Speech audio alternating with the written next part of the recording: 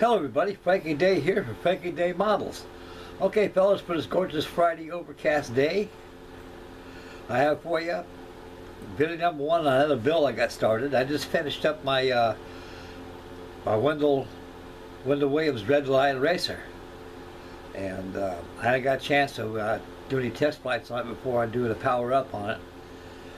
And so I'm going to let that kind of cure for a couple of days. Seems like to me it's pretty good shape right now. It's paint's nice and dry, everything's dry on it, it's cured. So I wait for a better day so I can take it outside for some test flights at the old church. Okay, today I have for you is right here. I started this yesterday. This is the Dumas Erco Ercoupe. This thing is a very popular airplane for its day. This aircraft was made by the Engineering Research Corporation back in 1939. Mr. Fred Wykes, I believe was his name, and also Mr. Sanders too. They came together as a consolidated duel and producing aircraft for civilians to fly and to own. These things were sold in grocery stores. Real aircraft. They were sold in grocery stores, hardware stores, Pennies, Montgomery Ward's, F.W. Woolworths, Sears and Roebuck, and everywhere. Everywhere they were actually hosted quite well. Everywhere we be able to find advertisement and buying these things. The aircraft at the time ran a handsome fee of $3,000 something. That was a lot of money. That was a yearly income of most people back in those days. Yeah, $3,000. It went a long ways too back then, because the dollar went away a long ways back then because there was no credit system back then. Everybody paid cash and the economy was balanced out perfect, and the price of food and the price of merchandise, anything, was at a minimal, affordable, all controlled by how much you got in your pocket. Nowadays it ain't the case. That's called loaded money right there, instant money. I'm going to get into that, but I think you guys get the picture. Anyway, this aircraft can be bought in these locations. They could be bought in dealerships, and these were only the aircraft. These aircraft were designed for the amateur in mind. If you knew nothing about flying an airplane, you could fly this thing. That's how reliable and how comforting and how much insurance that you've got in an aircraft that virtually flies itself, but it needs a little help. And a lot of people back in the days of post-World War II, a lot of fellows bought these things just for their own personal airplanes to fly. A lot of bomber pilots bought them, fighter pilots bought them. Most fighter pilots back in World War II resorted to motorcycles. And bomber pilots and auxiliary aircraft pilots, they more or less like the commercial kind. Something that they can handle, feel comfortable in. And there's a comfortable airplane all around. It's steerable, it does not stall. You cannot make this thing stall if you wanted to. It will not spin, which is the nose of death throw of all the aviation. Once you go into a spiral spin, along with centrifugal force, you get disoriented, and pretty soon you black out or you're dead before you hit the ground. And these things are spin-proof and stall-proof. That's what made the unique factor of the Erco Ercoupe. And there's thousands and thousands of owners today still got these things.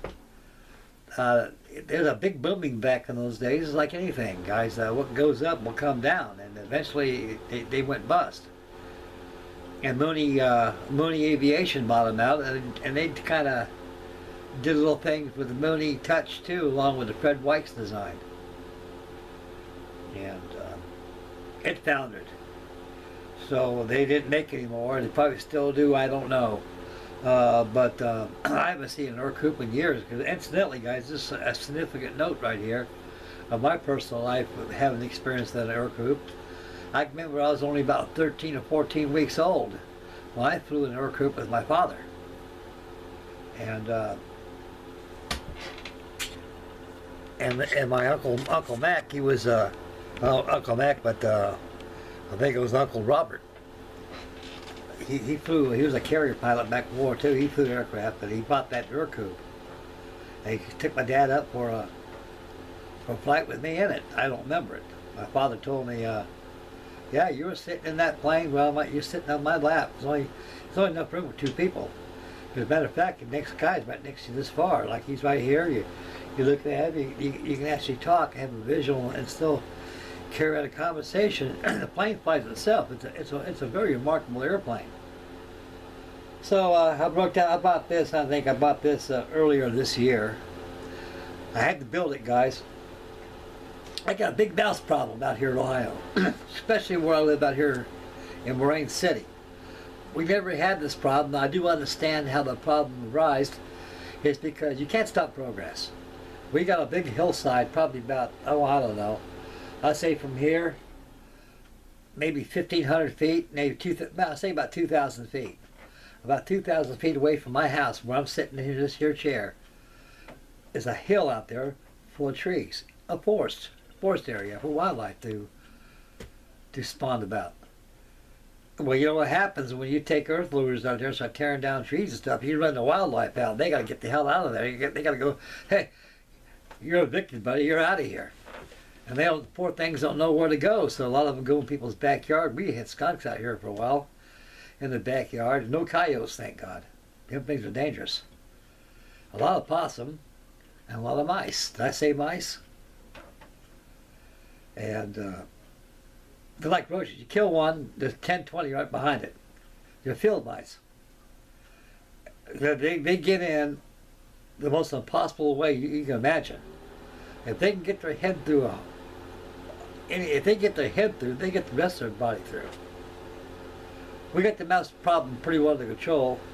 I got thinking about that. Oh, Jesus, Frank, you got a lot of balsa wood kits stashed over there in your pile back there. You better go through them and see what's going on. And sure enough, in this here kit, a mouse got in here. I'll show you what they did to me. They chewed up a spar, which can be duplicated because I got plans. And I've got a block of wood here. It's a tail block, yeah, right here.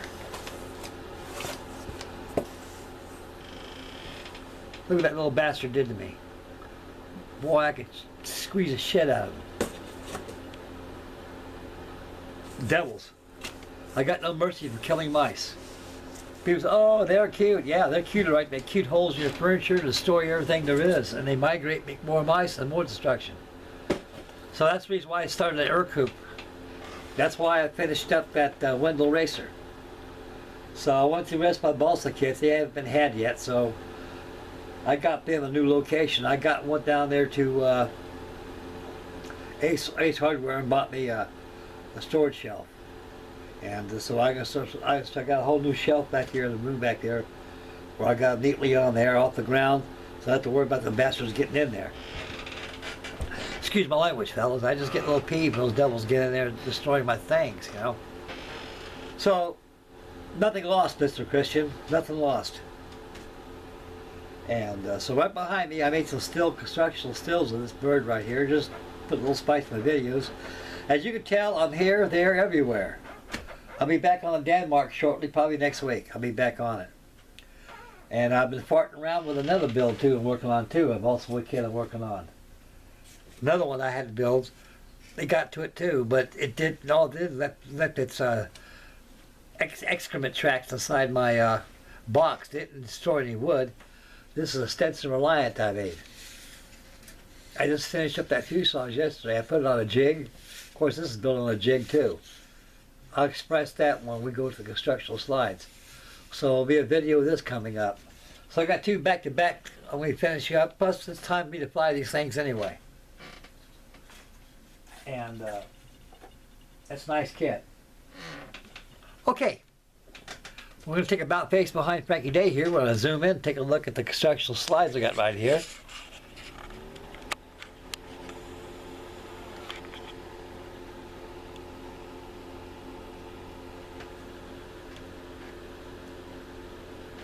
Okay, this slide, this like old Nigel says, a pointy stick. I gotta have a pointy stick. How about a pointy level, Frank? That'll work real well. A pointy rule, a steel rule. Here we go, just like the old nuns used to use, except they use wood. I laid out a plan. I got my workboard pulled out. I got my keel, the spine, all pinned down on there. That's the last time this thing will be on the plan. It's got to be, you gotta build that spine first. Then line up all your bulkheads using a tri-square, or you can use your level. Lay this up nice and flush up your bulkhead, one by one. Then you'll be able to obtain a straight fuselage. Because you don't want that fuselage to look like a banana. It looks sloppy, it ain't built right, and it impures your craftsmanship. So make sure you use these levels all the time. You got to have a level. So right now I got the side keels on the side here installed. Over here, this thing is a very delicate kit. This thing is designed for light RC, schoolyard scale, small servos, like everything nowadays they got.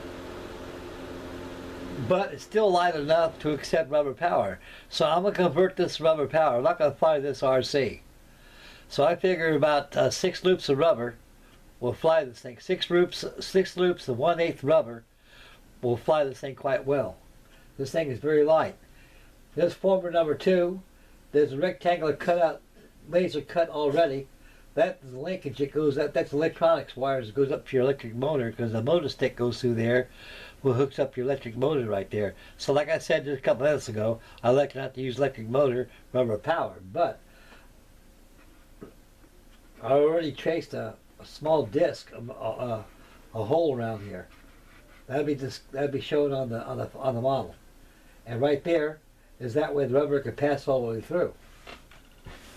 That's the only thing I'm going to divert on this. Okay, well, it's still number 2. Okay, now I got on the jig now. You got to build these things on jigs. I really recommend jigs, guys. You really don't have to, you know. I mean, but to build these things right, you get to be built right. You got to put them on a jig. Most guys, they take them, they put the side stringers on there, put a couple of stringers on there, and they pull the plan off there, pull the plane off the fuselage assembly off the plan. They turn around and start by hand holding the aircraft itself in your hand and put your stringers on. That way you can put it in a bow in your fuselage. And that way when you put the other set of formers over there and do the same thing, you're going to run into problems. So that's this thing is built half shell method.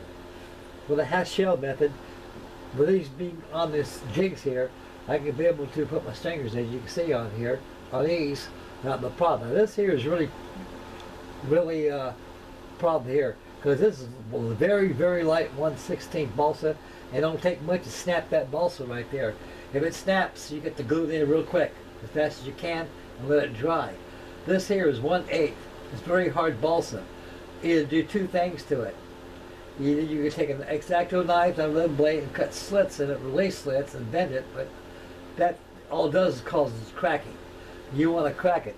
You want to give the method I showed you on the Isabella. You take a pair of your dikes or needle nose, and you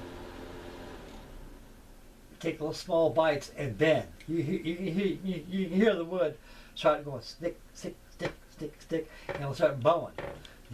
By doing that, you've already put a bow across there, because like I say, way it was before, it was so tight. You put that across there, it'll pull that fuselage over and snap that former. So I decided to pre-form that lingerie on the cabin with the cabin adjacent to it. That's what I've done. Okay, next still. Okay, I got the port side done, the left side done. Now I'm starting on the right side. I got all my jigs in place. Fuselage is straight.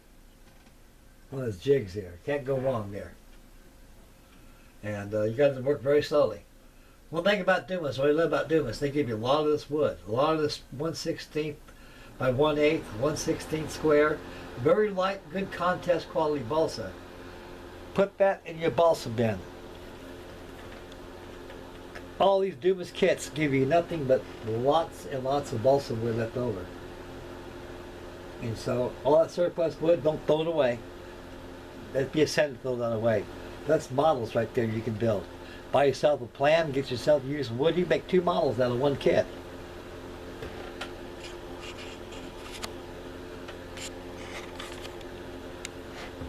Adjust this camera a little bit. There we go. That's good. Okay, well, next hill. It improves by the step. Okay, I got all the stringers done, almost on the starboard side, right side. Fuselage is good and straight. I'm going to leave it there about a couple of days. Then I'm going to move from the jigs. I use tacky glue, tight bond cement, this stuff right here.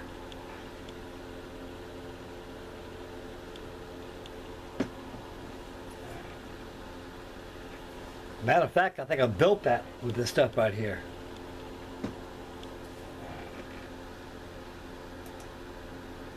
There's the front section there.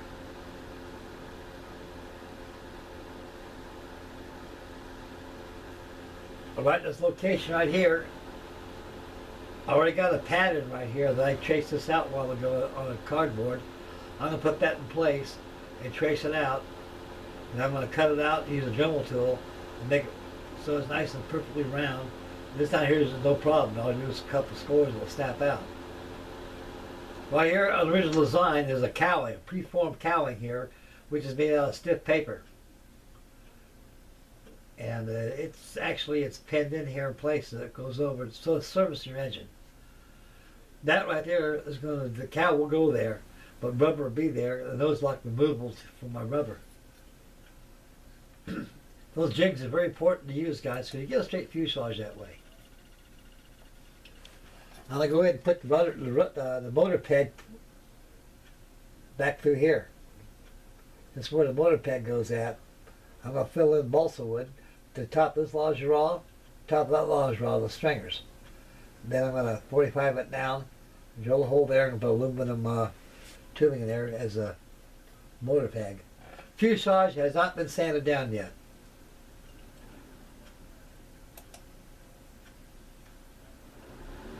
There's another shot right there of it. I think it's all done. Not much of the fuselage, fellas. Not much at all. And there's the left side, the right side. Straight fuselage, guys. Move for the jigs. Using this sanding stick right here. Never do this with sandpaper.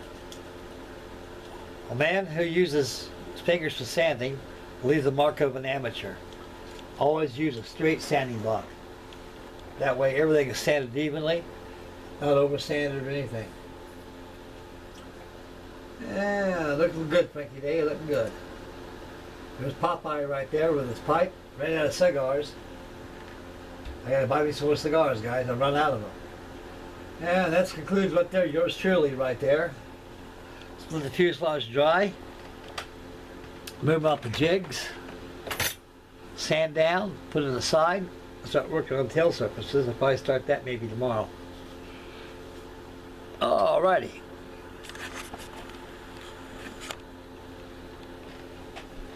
Okay, guys. That's the conclusion of video 1 for my new balsa wood spring build of my balsa wood series I got going on right now. I will get back on the Denmark. I need to get back on her, and I'm not going to fray from her. I put a pretty good dent in her. I want to get all those yards on there, then I guess all left is just do the running rigging. That's going to be fun. So I'll probably start on her probably maybe this Sunday, I think I will.